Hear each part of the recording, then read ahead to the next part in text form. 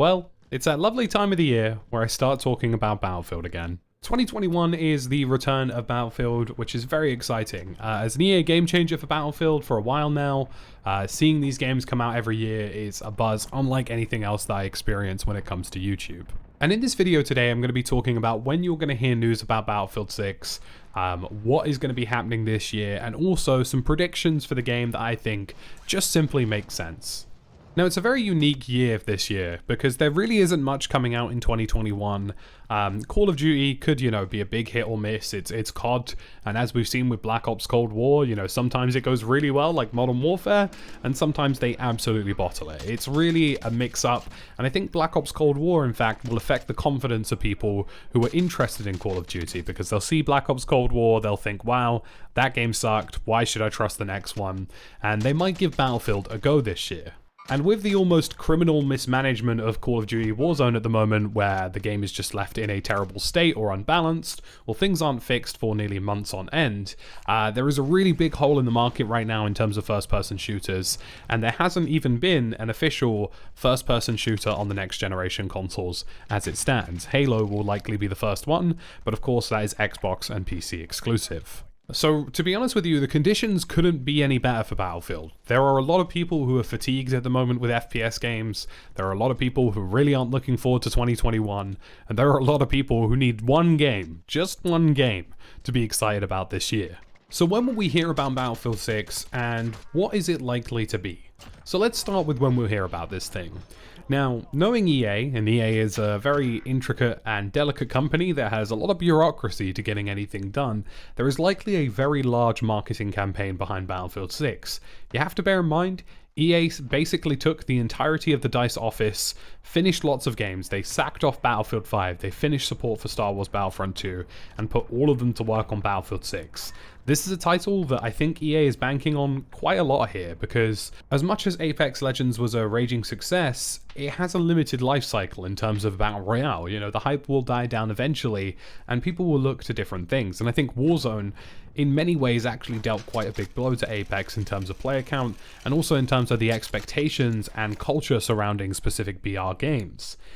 EA as a company will always perform well, but they want penetration into the market in every single facet of game. They want RPGs, they want sports games, they want first-person shooters, they want single-player story games. And as a publisher, Battlefield is really their pinnacle, their primary FPS title.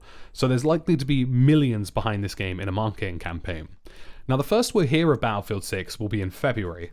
There is an EA investor call, and really this could be absolutely nothing, or it could start the whole ticking time bomb. Now, the EA investor calls typically tend to give tidbits of what to expect in the future Battlefield title. Sometimes they give away things about the game that are quite exciting, other times they're very vague, don't really say anything, and they'll use buzzwords like, the most big Battlefield ever made, and I'm sure February will most likely be like that. EA have been relatively successful with Apex Legends marketing campaign, in the sense that they simply released the game and didn't actually hype it up at all. They'll know that they'll have to hype up Battlefield 6, but they also know that keeping their hands close to their chest is probably a good idea this year. So I would expect May and February, the two investor calls, to be relatively bland, but around about March and April we're going to hear lots of news about the game. We'll start seeing the first teasers of the game, we'll start seeing little tidbits here and there of information about what this game is going to be. We probably won't see the setting, but we will get hopefully some really interesting marketing tidbits and interesting little clips here and there. And I reckon maybe in the May investor call, they will slightly reveal a little bit more about the game, or perhaps hint towards their investors that they think that this game is going to be a big success. Now, with the sharp decline from Battlefield 1 to Battlefield 5, which likely triggered lots of warnings in the eyes of investors, Battlefield and EA, generally speaking, will be seeking to shore up these people's confidence and secure investment and make sure people are feeling confident about the company. And whether that is a case of revealing specific parts of the game, I probably doubt, but they likely will have a variety of information that they think will make investors think that the game is going to be broadly appealing. And then EA Play is going to happen. EA Play is almost definitely going to be remote. EA is the first publisher, as far as I'm aware, to shift everything to remote.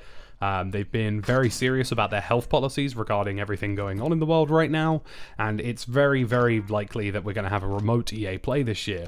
I can imagine that we're going to see lots of information about Battlefield here, a full reveal of the location, and if EA has learned their lesson, then hopefully we will see information about gameplay as well.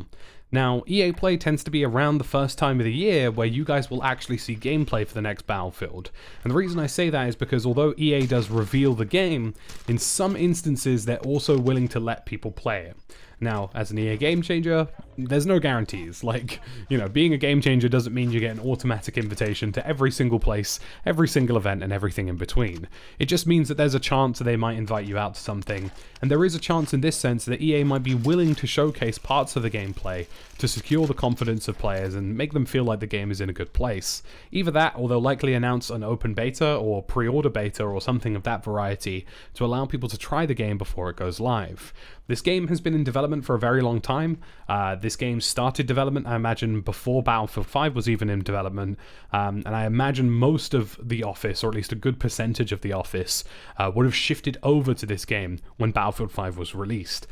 When I went over to go see some Battlefield 5 DLC, ironically, one of the developers at the office, I was like, oh, so what are you working on? And this was Dan Berlin at the time, and he just nodded and didn't say anything, so that basically meant, yep, next Battlefield, which is unsurprising. Most companies tend to start working on the next one in terms of conception, in terms of what they want it to be, in terms of the scope and scale of the project, relatively quickly in modern day game development. So EA Play will likely be the grand reveal, and because Gamescom doesn't really exist this year, there isn't really a set time frame or a set place or time where EA can really flex the game as much as they humanly want.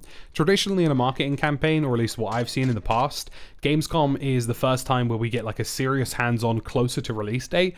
Because Gamescom is in and around August and September, it means that it's relatively close to the release date, the development is probably in a very good place, the game probably looks pretty good, and it's the first time that they feel confident in showing the game off publicly in a very good way. I would expect to have a large number of YouTubers being offered to go capture gameplay remotely of the next Battlefield title, possibly even stream it. It's very difficult to say at this point, but that's when you're going to see a huge overflow of gameplay of what this game is going to be. And then, of course, we have the release in and around October or November. I don't see this game being delayed. There are a large number of people waiting on this game this year. EA did a really good job of transferring people to the home setting and working from home, and I also feel as though they're willing to throw as much manpower at this as possible to ensure that it releases this year. They've had to push back a lot of games recently and shift and chop and change things, and I don't think they'll be willing to do that again. Now on to the slightly more speculative part of this video, which is predictions. I think EA is probably going to play it safe this year. They're going to release a modern game because they know that the attraction to modern shooters right now is pretty high. And to be honest with you, it's just the intelligent thing to do. Whether that's sort of early modern like the 1980s or modern like 2021 is yet to be seen. This game most likely will have a large-scale component to it because 64 players isn't really grand anymore. And they've mentioned the whole large-scale-ness of the actual title at EA Play last year when they showed it off, like, very briefly. Like, showed off tech demos of what the game might look like. They actually didn't really reveal anything there. They just said that this game's going to be really big, and everybody was like, yes, please let it be big. And it's probably going to have, like, I would estimate around 100 players minimum, and with that scope and scale, I can see this game being a next-gen only title. It really wouldn't surprise me to see that.